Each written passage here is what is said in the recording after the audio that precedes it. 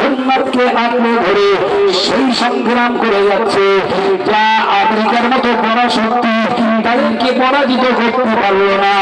আমরা সংগ্রামের আর একটা অংশ দেখতে পাই, ফিলিস্তিনের স্বাধীনতা সংগ্রামী মুসলমান, স্বাধীনতাকামী মুসলমান যারা বাইতুল মুকদ্দাসকে, মসজিদে আকসাকে স্বাধীন করার জন্য লড়ছে। এই লড়াই চলতে চলতে চলতে চলতে তাদের যখন শেষ পর্যায়ে এসে যাবে, তখন হযরত ইমাম মাহদী আলাইহিস সালাতু ওয়াস সালামের আত্মপ্রকাশ ঘটবে। ইমাম মাহদী আলাইহিস সালাতু ওয়াস সালাম এসে তাদের হাতে নেতৃত্ব নিয়ে, তাদেরকে সঙ্গে নিয়ে বাইতুল মুকাদ্দাস সহ তাম পৃথিবীটা তিনি জয় করে ফেললেন। সেই সময়ে পৃথিবীর যত পারমাণবিক শক্তি আছে, যত রাসায়নিক শক্তি আছে, দুনিয়া ধ্বংস করার যত বড় অস্ত্র যারা যতটা জোগাড় করে রেখেছে, আল্লাহর নবীর বংশের শেষ ইমাম মাহদী আসবার পরে যখন মুসলমানেরা ওই আল্লাহর দ্বীনের ঝান্ডা নিয়ে দুনিয়ার ইনসাফ কায়েমের লড়াই করবেন, সারা দুনিয়ার মুমিন মুসলমানেরা এক কাট্টা হয়ে যাবে, এক কাট্টা হয়ে যাবে। এর আগে মুনাফিকরা নিপাত হয়ে যাবে। এই ইমাম মাহদীর সাথে লড়াই করে ইহুদিরা দুনিয়া থেকে নিপাত হয়ে যাবে। হাদিস পাকে এসেছে, বিস্তার বলবার অবকাশ নেই। আল্লাহ রসুল বলেছেন, লা তাকুমুস সাআহ, কিয়ামত ততক্ষণ হবে না হাত্তা ইউকাতিলুনাল মুসলিমুনাল ইয়াহুদিয়্যা, যতক্ষণ না মুসলমানরা ইহুদিদেরকে হত্যা না করবে। মুসলমানরা ইহুদিদেরকে হত্যা না করবে, ইহুদিদেরকে সমূলে শেষ না করবে, ততক্ষণ কিয়ামত হবে না, রাসূলুল্লাহ বলেছেন। তাহলে যে ইহুদিরা আজকে মুসলমানদের উপরে অত্যাচার করছে, জুলুম করছে, ফিলিস্তিনের মুসলমানদেরকে শেষ করছে, ভাই এর ফল তাদের ভোগ করতে হবে না? হবে কথা বলে।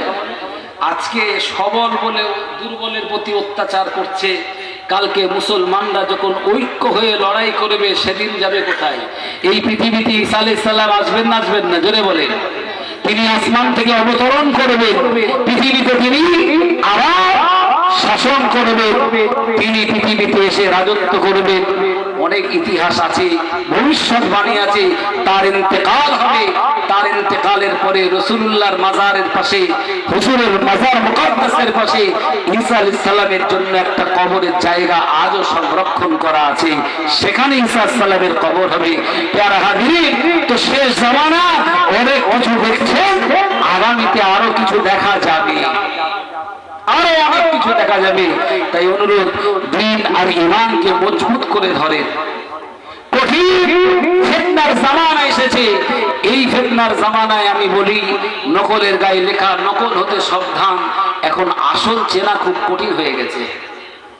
দ্বীন ঈমান রক্ষা করা খুব কঠিন। রাসূলুল্লাহ বলেছেন, সাহাবারা, উম্মতেরা, অচিরে আমার উম্মতের উপর একটা সময় আসবে, যে সময়ে মুসলমানদের অবস্থা এত লাজুক হবে, এত কঠিন হবে, যে সময়ে ইসবিহুর রাজুলু মুমিনা ওয়া ইউমসি কাফিরা, সকালবেলা মানুষ মুমিন, সন্ধ্যেবেলা মানুষ কাফির হয়ে যাবে। ওয়া ইউমসি মুমিনা ওয়া ইসবিহু কাফিরা, যে জামানায় সন্ধ্যেবেলা মানুষ মুমিন, তো সকালবেলা কাফির হয়ে যাবে। বলেন নাউজুবিল্লাহ। সকালবেলা ঈমানদার, সারা দিনের ভিতরে বেঈমান হয়ে সন্ধ্যেবেলা কাফির হয়ে যাবে। আবার সন্ধ্যেবেলা ঈমানদার, সকালবেলা কাফির। আজকের দিনে, আজকের সমাজ যদি সঠিক ব্যাখ্যা করা হয়, তো সকাল থেকে বিকেল, সন্ধ্যে, আর সন্ধ্যে থেকে সকাল লাগবে না, তার মধ্যে ঈমান শেষ। দেখা যাবে না? ভাইরা আমার, হুজুর বলেছেন ওই জামানায় হাতের উপরে আগুন দেখাটা সহজ, ঈমান দেখাটা কঠিন হয়ে যাবে। হয়তো বলবেন, কই আমাদের তো ঈমান আছে, আমাদের তো কোনো কষ্ট নেই। ভাইয়ের আমার, ঈমান আমাদের কি আছে সেই ঈমান তো আমরা দেখতে পাচ্ছি না।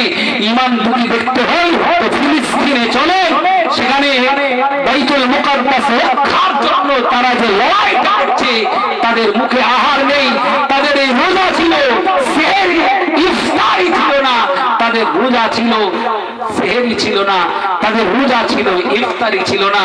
দিনের শেষে দেখেছি এই যে ঘাসপালাগুলো জন্মায়, এই গুলো নিয়ে তারা সেটা সুপ বানিয়ে এই গাছগুলো, এই ঘাসপালাগুলোকে তারা সিদ্ধ করে যেটা পশুদের খাবার সেটাই খেয়ে তারা জীবন ধারণ করছে। একটা শিশু ঈদের দিনে কাঁদতেছিল, চোখ দিয়ে টপ টপ করে পানি পড়তেছিল আর বলতেছিল তার ভাষায়, কতই না ভালো হতো যদি আমিও শহীদ হয়ে যেতাম। তাই জিজ্ঞেস করা হলো, তুমি কাঁদছো কেন? সে বলছে, আজ এই স্বাধীনতাকামী ফিলিস্তিনের মুসলমানরা বাইতুল মুকাদ্দাস রক্ষার আন্দোলনে যে সংগ্রাম করছে তাতে আমার বাবা শহীদ হয়ে গেছে, আমার মা শহীদ হয়ে গেছে, আমার একটা ভাই ছিল শহীদ হয়ে গেছে, আমার একটা বোন ছিল শহীদ হয়ে গেছে, আমার বলে দুনিয়ায় আর কেউ নেই। এখন আমি একাতে জীবন বেঁচে থেকে আর লাভ কি যদি আমিও শহীদ হয়ে যেতাম। বাচ্চাটাকে জিজ্ঞেস করা হচ্ছে, তুমি কি ইসরায়েলের ওই নেতানিয়াহু ওই শয়তানদের কাছে মাথা নত করবে? বলছে, সের দেব, গর্দান দেব, মাথা দেব, আমার মাথাটাও যদি কেটে যায় যাবে, ওই শয়তানদের কাছে মাথা নত করব না। জোরে বলে। সে বলছে, এই বাইতুল মুকাদ্দাসের এই মসজিদে আকসাকে, এই মসজিদে আকসাকে রক্ষার জন্য আমার পরিবারের সবাই জীবন দিয়েছে, আমিও জীবন দিতে তৈরি। ওদের ঈমান হাতের উপরে আগুন রাখার চাইতেও আরো কঠিন। ওরা জীবন দিয়েছে, ঈমান দেয়নি। জোরে বলেন। দাজ্জাল যখন পৃথিবীতে আসবে আমার ভয় হয় যে যখন আমাদের সামনে দাঁড়িয়ে বলবে, আমাদের খোদা রব, আমাকে রহমান, আমাকে আল্লাহ বলে স্বীকার কর, নইলে হত্যা করে দেব। আমাদের যা দুর্বল ঈমান, দাজ্জালের সামনে